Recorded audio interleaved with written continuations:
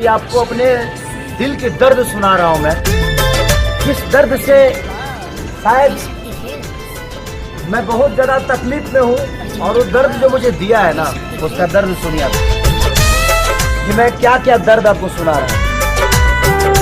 और वो दर्द मेरे आज दोहा कत्तर में सुना रहा हूं, दोहा कत्तर आके तहरा संगे खिंचावल फोटो फाड़ दे,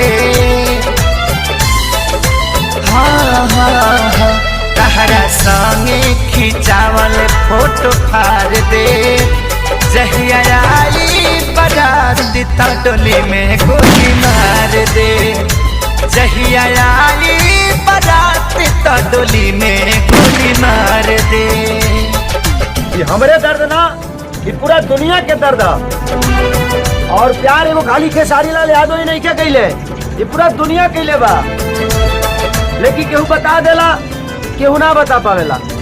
लेकिन आज रहो सबके हम बतावे जाता नहीं। ये दीवाना जब पागल होला तो का से का कर सकत।